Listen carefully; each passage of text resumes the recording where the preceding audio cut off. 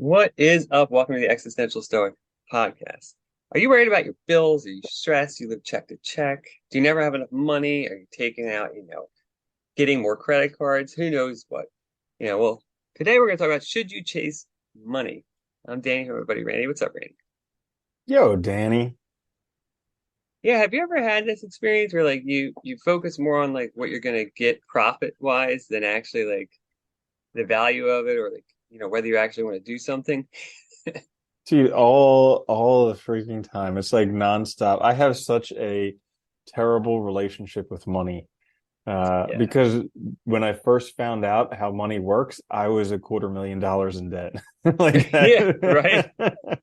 It's like you Uh, get here you go. You can start now. Oh, and by the way, you're in the You're hole a really in quarter the hole. million. Yeah, college is a funny thing, isn't it? Oh my Oh gosh. my God. Yeah. Yeah, it's That tough, was right? Because it makes you, I think, so much about our society, our culture. It makes you feel like you need to have so much money in order to have anything, to be happy, to be valuable, to be worthwhile, anything. And at the same time, it's like it's also scary because everything costs so much, and it seems so hard to get to pull yourself out of debt when you're in debt. And like we've both been there, it's difficult. Um, and so it's easy to, I think, to focus too much on just earnings rather than anything else and forget everything else that's valuable in life or forget like even how to be happy or how to have a good life. hmm Yeah. I mean, there's so many.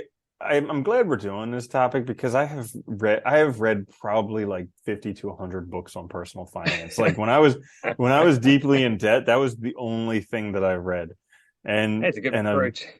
yeah, I've done like Dave Ramsey's Financial Peace University like multiple times.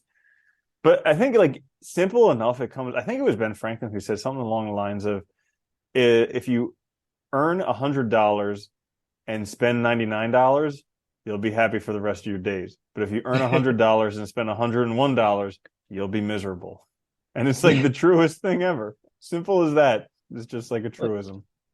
it's funny. I was thinking about this too because I mean, every time I put on the TV, I hear so many commercials for gambling apps now, like on your phone, or like, Oh. people basically gambling with stocks or cryptocurrencies and stuff, like thinking that they're, or like the lottery too, every time, like, Mega Millions or something hits over like a certain amount, everybody's like lined up to buy it. And it's like this dream of like all your problems being solved if I just had that. And it's like the reality is it's not the case. It doesn't work that way. And it's like it's really funny though, because you see so many people like looking at that as this as the thing that'll solve all their problems, rather than doing like you said, like with Ben Franklin, right? Which means he suggests, maybe a budget, maybe changing some of your habits, hmm doing what we consider harder things, right? Because that requires like life changes and maybe like rethinking about, what you're doing. hmm Yeah, and like the freest I've ever felt with money in my life was actually when I was living off of a budget. It's the most counterintuitive thing ever, but it's like when you live off a budget, you don't have to worry about your money because you already know if you have enough to spend on this. Everybody thinks it's going to be so constricting, and yes, for the first couple months it is because you've gone from being totally irresponsible to all of a sudden having some responsibility. Anytime you accept Satisfying every responsibility in win. life, yeah, it's uncomfortable. But it's like one of those things where you just it's free. It's truly free because your paycheck comes in, you assign it where it's supposed to go, and then there you go, you're done. Next 2 weeks, you can do it all over again. But it's simple. Yeah, I remember actually talking to you about this. This is going back when we first started recording, I think. I think we were in that Starbucks in the mall there. But Yeah. yeah, I remember we were talking about this because you were writing down everything you purchased for your budget or Dude, whatever. I still write down every Yeah. single thing I purchase, and still it's a pain in the butt. And still sometimes I second guess myself about buying something because I don't feel like pulling out my phone and writing down what I just I, purchased. I was just gonna say though, after you mentioned that, I started thinking about it. I started kind of doing that and thinking more in terms of budget. And I'll tell you the truth, it was hard at first, but after a little while, I realized like I more often now reject making purchases than ever because I realized I don't really want it. Like, 'cause half the time before it was like I wasn't even thinking. It was just like impulse. You're out, you get a coffee, or you feel kind of down, so you go buy something. But now, like, just making yourself more aware of it and making yourself more conscious of it, like I totally just see through so much of it now that like I don't really want that thing. I'm kind of, tired, or I kind of don't want to do what I'm doing now. So I'm trying to distract myself. And you feel so much better because you feel so Mhm. much more in control of what you have. And you realize you also don't need as much as you thought you needed. Because when you're spending money willy-nilly, you need a lot because you're just Mhm. blowing it. When you're Mhm. actually focused on what you actually want, need, stuff like that, like it's so much easier. It really Mhm. is. Yeah. Yeah. So going back to the question, should you pursue money? I would actually say yes up to a certain point. Hmm. But it's a lot lower than what everybody thinks. It's a lot lower. Like you Yeah. can live very not everybody wants to live in this like lifestyles of the rich A and famous mansion. type of thing. Yeah, exactly. But like you can live a very good life for 30 to $50,000 a year. A very good life. And Yeah. that's like for a family because you get your house for that. I mean, aside from some of the larger cities, like people in New York or San Francisco, good luck. You're screwed. But everybody else, other cities like that, you can rent a cheaper place, you can cook your own food, you can go out once in a while, but like you can live pretty okay. And when you do that, you can actually save up a lot more money, and then that money will earn you more money. So like I think, but here's the thing: like everybody wants there's Well, diminishing guys, return anything over $70,000 for a family in the U.S. Now, granted, with inflation, is probably $100,000, it's around 70 but to 100, 75 to 100, I think now, where they yeah, say like anything more than that, like the return to happiness is like almost nothing. Yeah. hmm yeah, yeah. I've met a ton of super wealthy people, and there's no greater satisfaction. Like one of the richest people that I know, he's worth like 100 million plus right now. He's like, you know what? The best car I've ever driven, Chevy Suburban. The best food I've ever eaten, Cheesecake Factory. It's like these things are available to the brokest mofos in the world. So Yeah. you don't need, you don't need a Lambo, you don't need a Prada bag or whatever they make. You don't need the $400 Wagyu steak. You know, there's But nothing. that's the thing though, is realizing you don't need it. It's like fighting against all of the rest of the society, all the advertisers, all the social media and everything, and realizing what you actually need. Tell you, my favorite car ever is the one that I paid for outright and owned. Because you know Mm-hmm. what? It's like the best. Because you don't have to worry. You're not concerned if something happens. It's like it's yours, and there's Yeah, nothing better than that. And it works, just fine. dude, and you don't have to worry about it at all. Nope. Like if you're not scared of like parking all the way out there so Yeah. nobody like dings the door. I do. You If a know. shopping cart hits, I'm like, nah, move on with my life. Yeah. Like, and it's Yeah. not bad. It's not dirty. It's clean. It has heated seats. I mean, it's a great car. But like, hmm it's like it's funny because I think we get caught up. I think it's so much advertising and stuff that we just like, and so much people just see so much of like these, the Kardashians, keeping up with them and all this BS. And like, you think that's what you really need, or they go on like Zillow and they look at like, the $1 million homes and stuff. But it's like, do you want to clean 50 rooms? Do you have, it's like, do you really want that burden? Like, do you even need hmm that? Like, Yeah. it's really Yeah. funny. So it's absolutely absurd. And so like I think it's important to chase money up to a certain point. Like I think everybody, because here I'll be all like um I forget the word now. But basically, I think that anybody who thinks that money will get them happiness absolutely 100% needs to pursue money with everything they've gotten and get that money. Because Yeah. like Will Smith, Jim Carrey, every rich person has said, I thought money was going to make me happy, and then I got a whole bunch of money and I was still miserable and recognized it was myself. But until you have the money to recognize that, you're going to think, well, I'm different. I actually need the money. These Yeah. guys didn't need the money, but I actually need the money. I will be happy with the money. And you will be for a little bit, but then you'll be miserable with the money. And then you'll be like, What I damn. like about I like Jim Carrey and Will Smith too because they didn't come from money either. So they came from a place where I think most of us come from, and then got that Mm-hmm. money, and then realized that it really wasn't actually the thing they actually needed. And Mm-hmm. it's so interesting because I think you're right. I think it would be absurd to say that you don't need to chase money at all because I think that would be ridiculous. You do need some within society.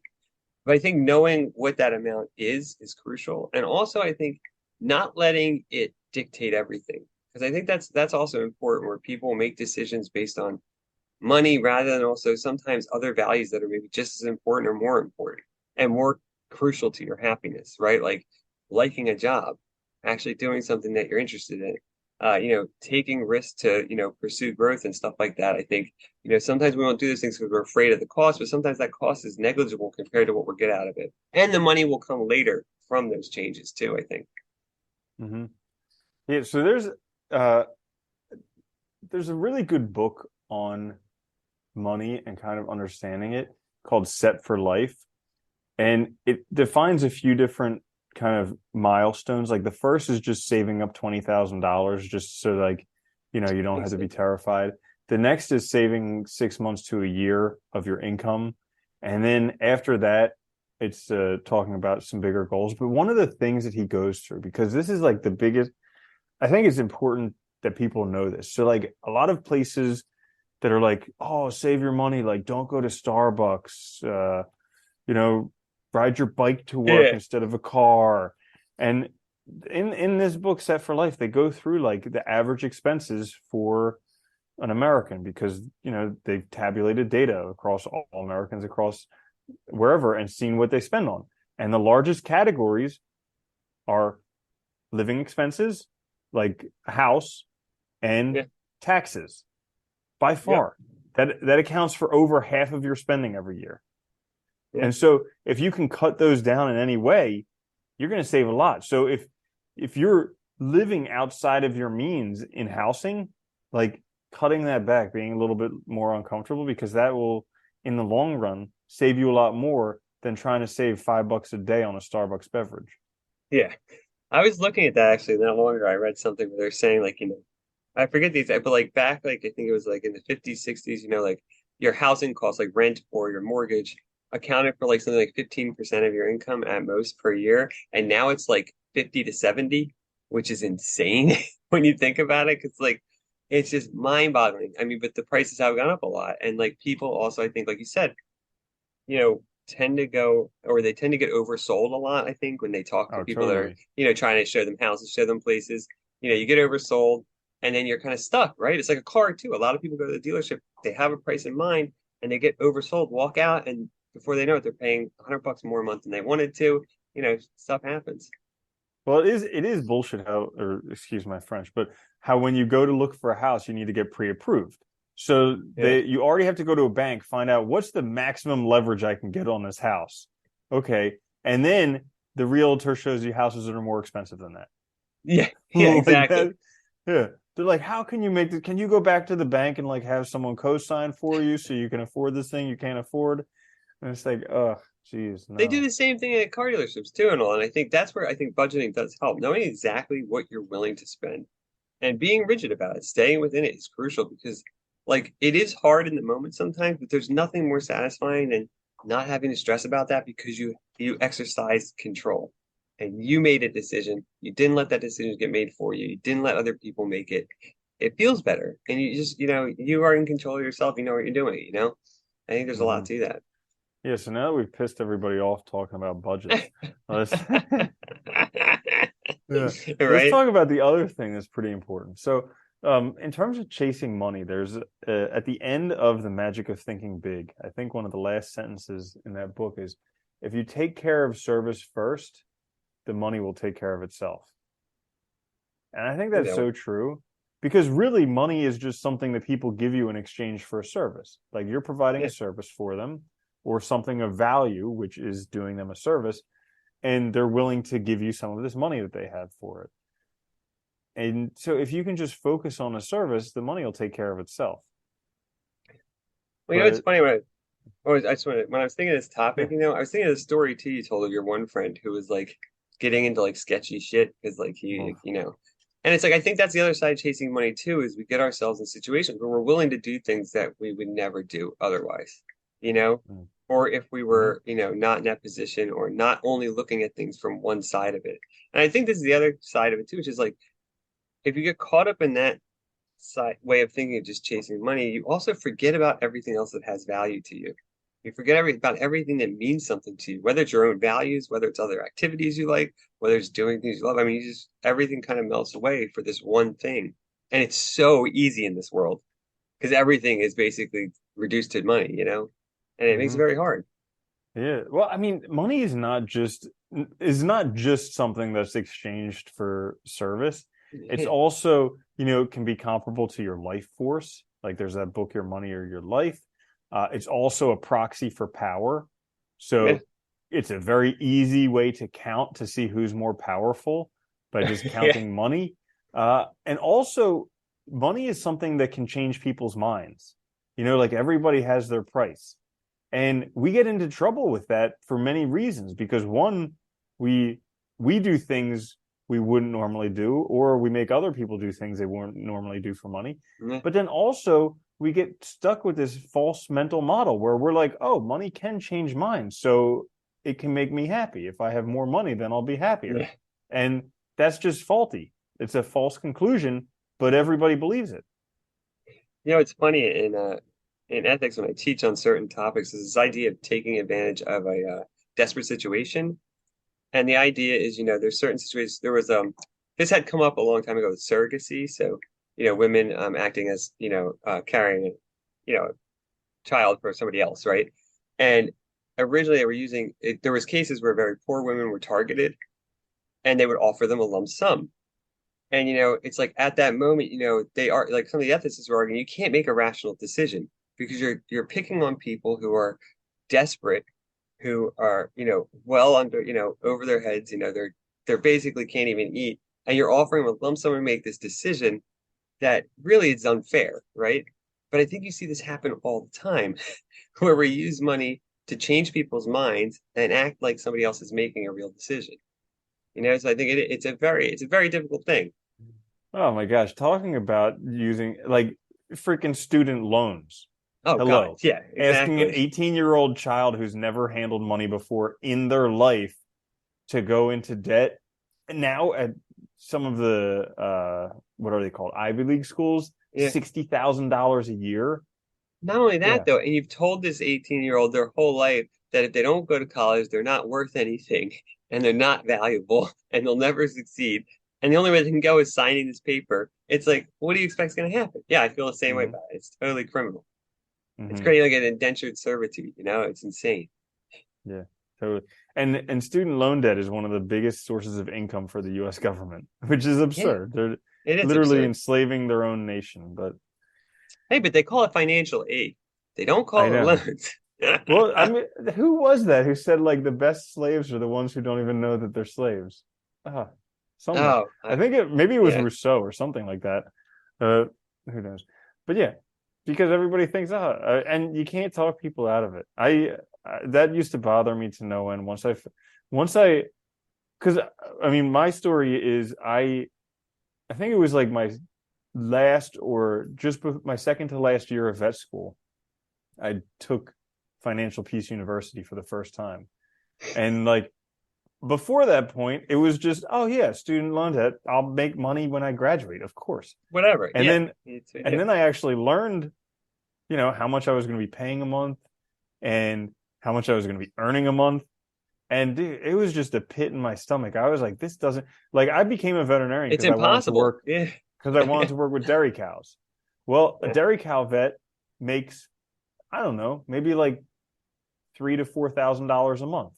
Not very much. Not going to My cover student it. loan my student loan debts, just the minimum to ensure that I would have this student loan debt for my entire life, not to be paid off, was about $2,500 a month. So that Yep, would that have given leaves you me what, nothing. like $500 a month to live off of, which is absurd. So Yeah. I couldn't do that. I had to go work an emergency. I had to, work night shifts for a long time. I had to euthanize a ton of animals that I didn't want to do. And it's just like, money makes you do dumb stuff, especially when you take out loans. So if Yeah. anybody's thinking about taking out loans, don't do it. No, don't do Ben it. Franklin said better to go to sleep hungry than wake up in debt. And he is 100% right. Yeah. Well, that changes us too, I think. It changes how we think about money. It messes everything up. And honestly, like, I think, once you start addressing it though, it does for you because you're able to start thinking clearly. And like, I can say now with sort of, I think, certainty that like I've never been happier in my life than I am now. And it's because I started addressing those things, but also started thinking about what I really want. what makes me happy, and focusing on like a more well-rounded life, not just thinking about how can I make money, not just thinking about, because all those things do fall into place once you start thinking about, I think what really matters to you and what you want out of life. Isn't it crazy how addressing your fears is like literally the only thing you have to do to be happy? Yeah. Yep, that's all. And it's like the hardest thing ever Yeah. because you have this fear and you think, oh no, I can't. I can do anything else, but I can't go near that. And it's literally once you address it, it's just like, that wasn't And so bad. it's so funny too. I think age helps so much too. Because I remember when I was younger, like I remember when I was younger, I imagined my future. I wanted a big house, a flashy car. And then as I got older, I was like, I don't want any of that. It's like a hassle. Hmm. I want a nice place. I want a car that works, but I don't need anything more than that. And honestly, the brand name on it doesn't do anything for me. It doesn't make me Yeah. feel better. I don't care what other people think. So. Hmm. Yeah. I used to, one of my roommates in college all the time, he was like, man, all I want in life is like a sweet house in SoCal, a beautiful wife, a Land Rover Defender, and like 7 surfboards. I mean, that's all I want in life. That's not too much, right? Like, dude. Ah, No, that's definitely not great. too much. Not Yeah. too much. That's Yeah. thinking small. Think bigger, Yeah, buddy. I know. The sweet house in SoCal will set you back, whew, a few Oh, mil. a lot. But that's Yeah. what's funny. I think, we got caught up in thinking about others, thinking about our image, how others are going to Mhm. judge us and all. And like, one, they don't care. And two, I think you just totally miss out on living your own life and actually being happy. Well, that's that. I think you've hit the nail on the head. Is you have to live your own life, and a lot of people are so concerned with keeping up with the Joneses or keeping up with the Kardashians that they miss it. And you have to actually. This is important. I was just listening to this book called Breathe, which is the story of Rickson Gracie, one of the guys behind Brazilian Jiu Jitsu and why UFC became so famous. And he was saying that like when he moved to Southern California, it wasn't only buying the house there that was expensive because you had to buy the house, which was like $2 million. But then, before you know it, you had to buy a Porsche because all your neighbors had a Porsche, and you had to send your kids to the private school because all their friends went to Hmm. the private school, and you had to eat the special foods because everybody else was eating special foods. And before you knew it, initially you were making $1 million a year and barely scraping by. After a few years, $10 million a year wasn't even enough trying to keep up Well, with then all of them. your kids need certain shoes or certain bags so they don't get made fun of and all. It's like, yeah, it's this idea of image that is so ridiculous because it doesn't matter. And I think if you can free yourself from that, which is not easy, yeah, you can actually find it. You don't have to chase money, but it's Yeah. so easy to get caught up in it too, and that's the danger. Yeah, like I remember when they were talking about real estate in the books, they would always say like buy buy the most expensive house in the poorest neighborhood or something. Or no, they would say buy the least expensive house in the I don't remember. Actually, I don't remember what they said. One of those two, but just Retract be that. careful. Retract that. Don't take this advice at all. It's terrible. You said buy the most at what? The house? I'll just buy all the houses. Yeah. Yeah. Yeah, I don't remember. I don't remember. Anyways, yeah. So I think is anyways, but should you chase money? Yes. I think it's important to chase money until you realize that money won't give you anything you don't already have. Yeah. I like Hmm. that.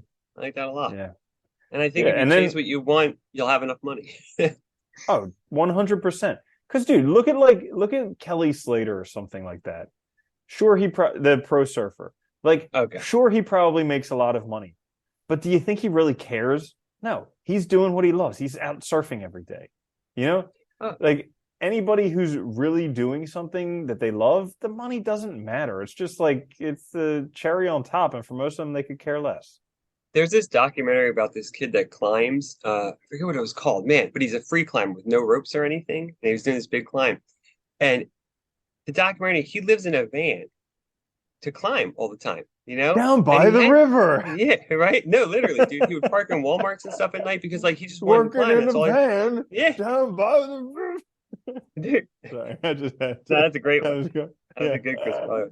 But Okay, he, keep going. I'm sorry. but it was funny though because he finally got sponsorships and stuff, and he had a girlfriend and all, so he did get a house. But then he even said there like he gives away like 40% of his income because like I don't need it. I just want to go climb mountains and do what I'm doing. And it's like I think that's like if you can find that, you're lucky because you'll get what you need, you'll live a good life, and you'll be great at what you do.